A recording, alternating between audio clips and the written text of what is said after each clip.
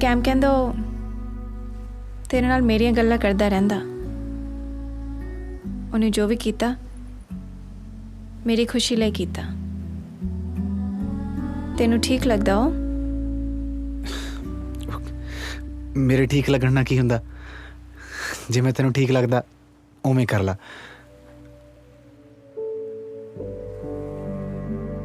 समझदा मैनू, मेरा चंगा दोस्त भी आ, मैनू प्यार भी करदा।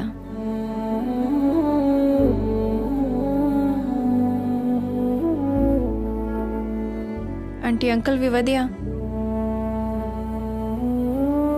मैं इत्थे सैट हो जाऊंगी, आपदे घर दा सहारा बन सकूंगी।